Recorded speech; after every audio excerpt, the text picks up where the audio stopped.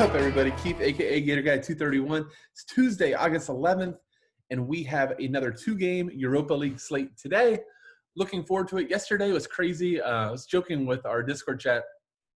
I ended up having Barella in every lineup I made. I played 5 in the 15. Only cashed 1 because I just was like, I did United stacks in every which way. I don't think I was wrong. Just when you have a goalie that shows up with what, like 14, 13 saves, it was just wild. And the only, United goal, of course, is Bruno from the spot, who was like 80% owned. So anyhow, no regrets on yesterday's slate. It was fun. I think today will be a lot more conventional in terms of, both totals are much lower. We don't have an overwhelming favorite like we had with United. So it should be fun. Other note, I just say, God, yesterday, like, I don't know if you all play NBA, but, that's the other thing I do for our site. And having to deal with, like, the NBA insanity while, Europa League lineups come out yesterday was something special. It made me just realize how thankful I am for soccer that, you get out lineups normally 45 minutes to hour in most of the big leagues. You don't have to, like, worry about lineups 6 minutes beforehand. A guy didn't show up and shoot around or changes in starting lineups. The occasional, we'll have a guy that gets hurt in warmups. But, one good habit I'll just mention is always going on like a SofaScore or the Score or whatever, RotoWire, whatever site that you use for lineups, and just checking like 2-3 minutes beforehand, especially on a 2-gamer. Just make sure nobody different is there. That somebody didn't like pull up lame. A lot of these sites get it, and it just will save you some money and provide some edge on like 10% of slates, something like that will happen. So it's not crazy, but it's good to always do. All right, just a quick reminder: if you enjoy these videos, bottom right of the screen, hit the subscribe button. Our goal at FSI is to get to 1,000 subscribers. Really could use your help. Costs you nothing. It helps us out a ton. All right, let's jump into today's games. Again, just a reminder, these are all neutral site games in Germany. So there is no home field advantage. Don't get confused by that. So we got Shaktar -105. I almost said hosting. See, look at that. I almost got it myself. -105 to Basil. And then Sevilla +127 with Wolves. Let's go over the first game, Shaktar versus Basil. So Shaktar looked absolutely sensational last game, but it was home in Ukraine where there's a huge home field advantage. I think that they are fine here, but I think a big slate decision point is, are you going to play Junior Moraes? He has been awesome in the Europa League, has been awesome in domestic league, but he will need a goal to pay off his hefty price tag. Just pulling up salaries real quick. But he is the most expensive player in the slate at 10.7, for good reason, coming off of 2 goals. But, if you pay for him and you only get 6 to 7 DK, you're going to be passing up on a set taker. You're going to be passing up on fullbacks. So you've really got to get it right. I probably will not show up with him in cash. I can actually almost guarantee you I will not have him in cash. But if somebody shows up against me, understand I will not call them an idiot, and I will be sweating that he does not score, because if you get a goal notification from Shaktar, there's a really good chance that it's Junior. I think he's a fine GBP play who might be over-owned for the price tag, but obviously has probably more ceiling than anybody else on the slate. The whole midfield 3 is where we want to look for cash. So Marlos and Patrick are most likely going to be splitting sets. Tyzone gets on the occasional one, but they're not a heavy corner team. So it's not like a team that we expect to like show up with 15 corners.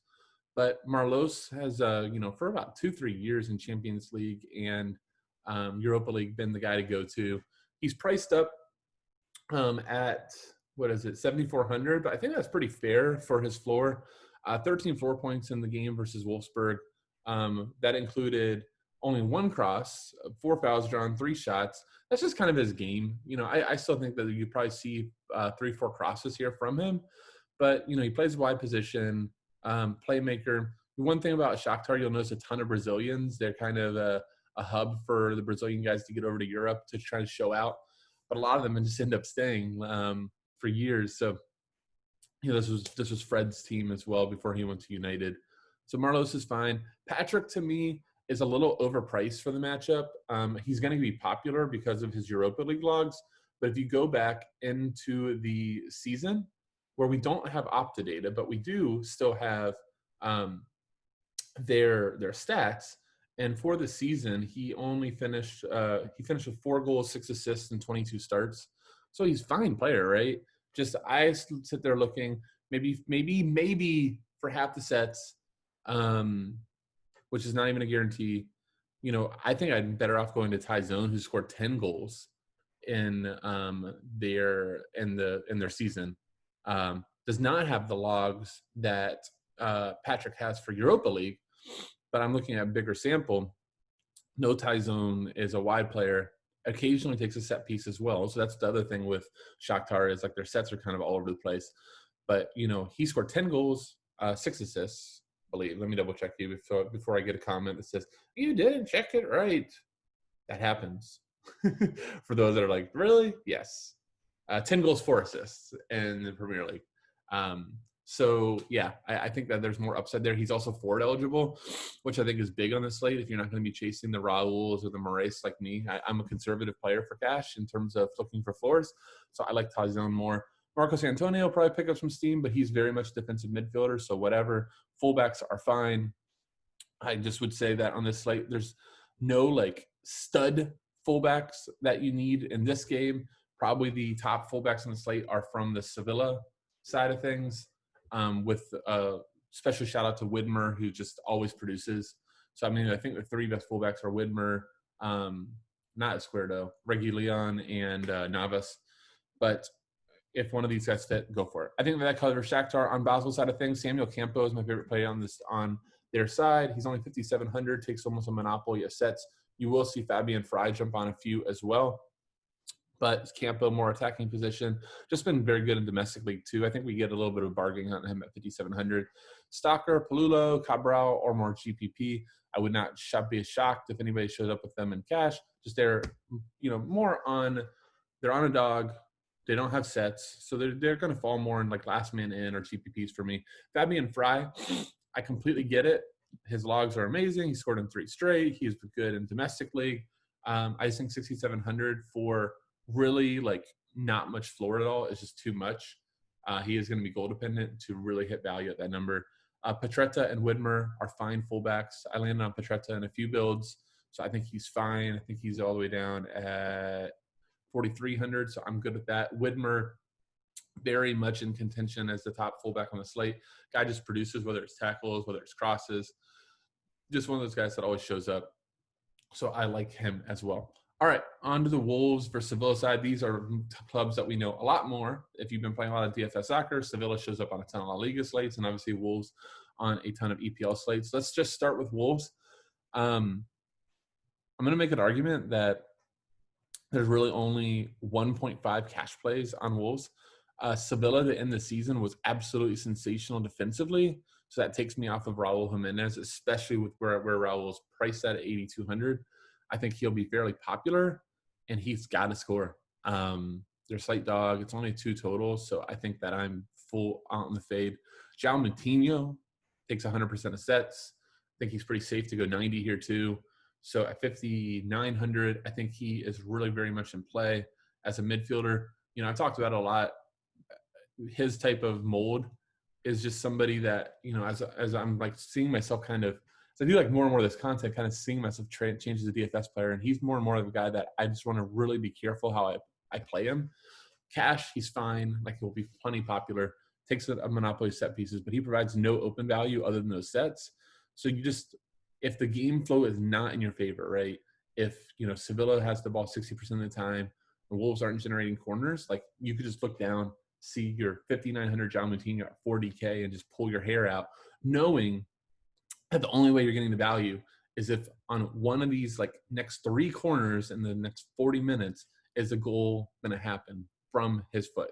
Like, is it going to be an assist? And that's the only way you're going to get bailed out. So he's kind of close to my last man in, but I think some of these other midfielders that have some set shares that are more attacking will be where I'm going.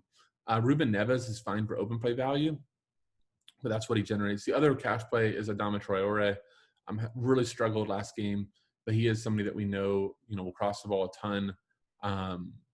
Funny enough, not get a ton of fouls drawn because they're going to oil him up. I don't know if you saw that picture, but the trainers putting all the oil on him so people can't grab him.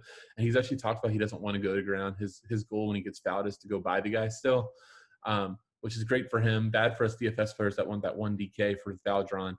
But, you know, I think he's fine. Forward eligible. Let me just check on his price. 7,300. Yeah, like, you know, I mentioned Ty Zone last game. I think I'm slightly favoring Ty Zone. I think there's potentially more upside as a favorite, but I can't fault anybody for going Traore. Your fullbacks, Benagra / Johnny or Doherty, they're all fine. They just don't cross the ball a ton, so I'll probably be on other fullbacks. All right, let's go to the Sevilla side of things. First thing I'll mention is if you don't see Suso start and you see Munir, I won't be surprised at all. I'm not a Suso fan personally. I know people like him for DFS because he crosses the ball a ton. I don't know. Just every time I watch him, I leave less. I'm never thrilled by his performances. So don't be shocked if he doesn't start and it's Munir, who Munir in himself is a guy the exact opposite. Every time I watch him, I'm like, damn, that guy's so good. Just enjoy how much he runs and takes people on. But all of those, whether it's Munir or Suso, they're probably more GPP. I think Lucas Ocampos is one of your more popular and should be more popular forward plays. He's on PKs. He shoots the ball a ton, still crosses an open play, draws fouls, arguably their best attacker this season. So I think the price on him is really fair at 7,600. And he's forward eligible, which is a nice bonus. So I like that. Ever Banega on all their sets. So it was funny. I don't even think he was supposed to play last game is what I had read. And then he shows up, was in our core and smashed. So I don't see any reason that I'd go away from him at 7,500.